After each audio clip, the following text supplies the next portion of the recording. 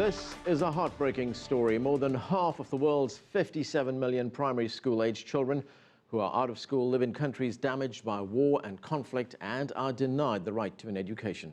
In countries such as Syria, Pakistan and the Democratic Republic of Congo, tens of thousands of schools have been attacked or are occupied by armed forces. Conflicts, fighting and displacement heighten the risk that children caught up in these crises will never go to school or will drop out. Alice Albright is the CEO of Global Partnership for Education, an organization dedicated to providing good quality education to children, prioritizing the poorest and most vulnerable. And she joins us here in the studio in Washington. Alice, thanks for joining us. Thank you so much for having me. There is something like 28.5 million children in conflict zones who are currently being denied education. Just look at Syria. 1 million children have fled the fighting. 4,000 schools closed in that country. Are we looking yet again at another lost generation? We absolutely are. And the problem that we have there is that, of course, there's the conflict. But, of course, what we see is with education in these conflict states is that as much as it's important to pay attention to some other humanitarian issues, education suffers every much as everything else. So, yes, it's a critical issue. And we're very worried about what's happening in Syria. Some of the surrounding countries have been very generous in offering their own schooling systems, but that's not necessarily a sustainable solution. Now, let's look at your organization, the Global Partnership for Education. You've been working in these affected countries. What have you seen when it comes to things like literacy rates, gender disparities, with children being denied education? Well, literacy and gender issues are problems within education writ large, so we see those globally. They are worse in countries of conflict.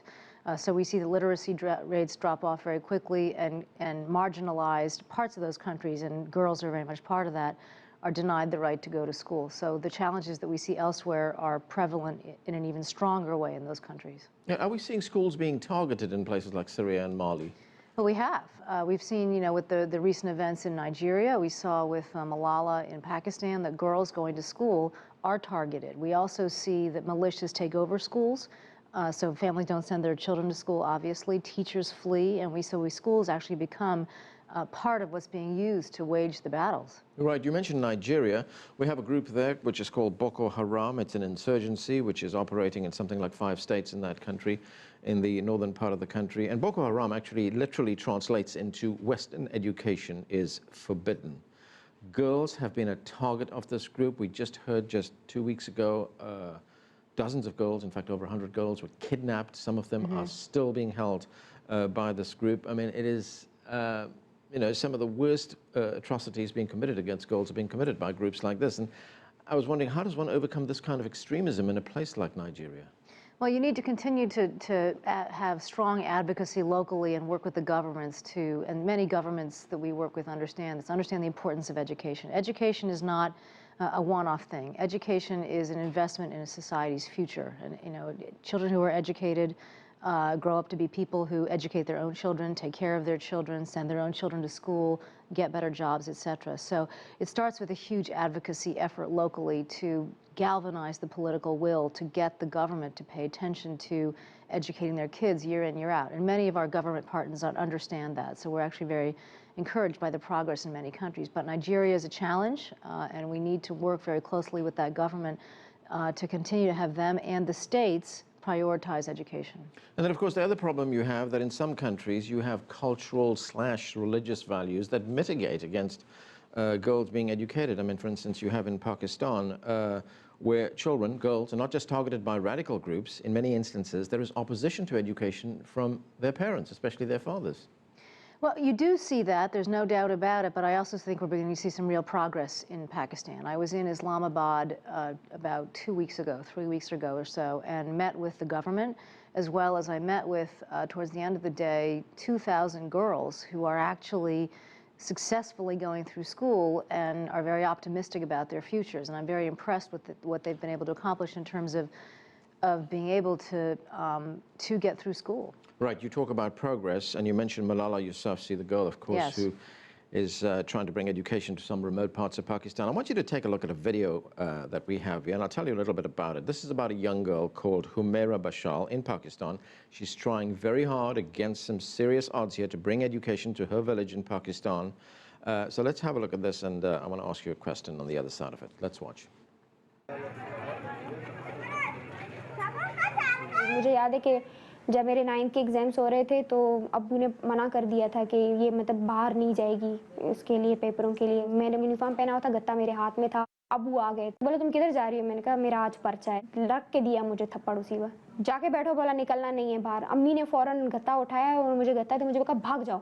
उस दिन मेरे अब्बू ने मेरी माँ को मारा था और मेरी अम्मी का हाथ तोड़ा था। मतलब मैं समझती हूँ उस दिन अगर शायद अम्मी मुझे इस घर से नहीं दौड़ाती और मैं नहीं जाती और वही चांटा मैं लेके बैठ जाती तो कभी कुछ नहीं कर पाती, ज़िंदगी में आगे नहीं बढ़ पाती।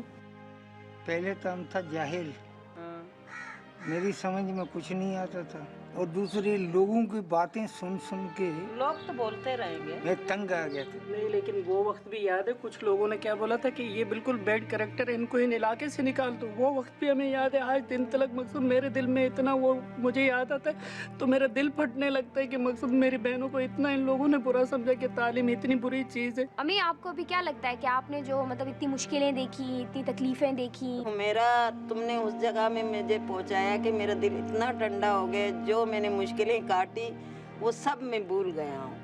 आज मेरा उस मेरी अम्मी जंगल में लकड़ियाँ काटती थी और फिर उन लकड़ियों को 2 रुपए किलो बेचकर और उस पैसे को जमा करके अब्बू को ये कहती थी कि तुम्हारी तनख्वाह से मैं अपने बच्चियों को नहीं पढ़ा रही हूँ, मैं अपनी मेहनत से पढ़ा रही हूँ। दुनिया का बात सुन के मेरा मियाँ, मेरा बेटा मकसद ऐसे हो गए कि बिल्कुल बागी हो गए, ये मोहल्ला छोड़ के चले जाएं। नहीं छोड़ता हूँ, मेरी मर्जी है मैं अपने बच्चों को पढ़ाऊँ। मेरा इलाका जहाँ मैं रहती हूँ ये गरीब आबादी है, औरतों की तालीम आम नहीं है। गुर्बत की वजह से लोग कहते हैं कि तालीम एक फजूल चीज़ है जो बच्चों को नहीं देनी चाहिए। कितनी लाइनें हैं इसमें? काउंट करें। 1, 2, 3, 4। मैं एक स्कूल चलाती हूँ, ये को एजुकेशन स्कूल है जहाँ पे 1200 बच्चे तालीम हासिल कर रहे हैं और ये हमारे इलाके में वाहिद स्कूल है क्योंकि यहाँ पे ना कोई गवर्नमेंट का स्कूल है ना कोई प्राइवेट स्कूल है। मैं हमेशा सोचती थी कि मेरी कम्युनिटी में और दूसरी कम्युनिटी में क्या फ़र्क है।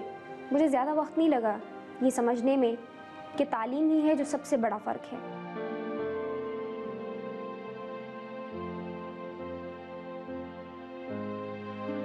औरतों को अपनी ज़िंदगी के फैसले करने का कोई हक हासिल नहीं और मेरी जंग इसी सोच को तब्दील करने के लिए है। So there we have a young girl there who's taking on some pretty entrenched beliefs and customs in that small village where she lives. She gets into trouble with her father, who doesn't want her to go to school. Her mother wants her to go to school, and then there's a fight between the father and the mother. The mother's hand is broken, but she finally does get to school, and she's now teaching other kids to go to school as well. In fact, she's formed a little team there that go around teaching girls to get an education. So I was wondering, does that leave you a little bit optimistic that attitudes are changing, that perhaps parents, especially fathers, are open to the idea of their girls getting an education? Yes, I mean, first of all, there's no doubt that we have huge challenges here. So let's not, put on rosy-colored glasses. But there are some things that give me optimism. First of all, let's look at the Malala situation. She's a remarkably brave young woman. So is Humaira. They have the will to stand up against the odds and really continue to fight for the right to education. And we need to do everything we can to applaud them. The world has risen up to really recognize the challenge and the plight of Malala. And in fact, she had 2 friends with her who were also shot, who I've also met. I've met all 3 of them. We need to do everything we can to support them. But I think that in what we've did, the video we've just seen, you can see the power of education. It's hard for people in that village who didn't know about education, it's hard to blame them for not knowing what education is because they haven't been educated themselves. But then once, and this is where the role of civil society is so important, once they begin to see the value of education, sending their kids to school, that they will then count, they will read, I think that there's a lot that can be done to convince local villagers to become supportive. So I think that rather than getting overly frustrated about some of the cultural issues, the question is how do we begin to work with people to begin to break them down a little bit? So I am optimistic because when we begin to do that, you do begin to see progress. Okay, and what about work that your organization does? I mean, the other thing that you, of course, require is money. Are you getting the money and support from governments, from international organizations to make your programs work in these countries? Well, thank you for asking that. It's a huge problem that we have right now. We are in a replenishment road right now, which for us means recapitalization. We're looking to raise $3.5 billion from the international community. So it's a very top-of-mind topic for us right now. But let me just give you some basic facts. Education is hugely important in the development world, and it's actually essential to every other good outcome that we're looking to work with our country partners in development, whether it's health or contending with climate change or democracy building or preparedness for the job world. I mean, education is essential to all of those things, so it's absolutely critical. Funding for education is falling. International funding for education has dropped 5% in each of the last 3 years.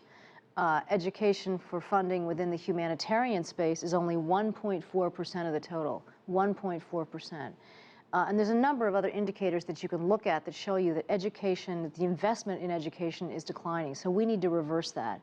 So our upcoming replenishment conference, which is Brussels at the end of June, June 26th, is an opportunity for the international community to come together and say, we're not going to stand for this any longer. We need to reinvest in education and amass the resources that we need to help our partners invest. Now, another thing that we're doing, which is critical, is that we are seeking commitments from our developing country partners to invest their own money in education, which is essential.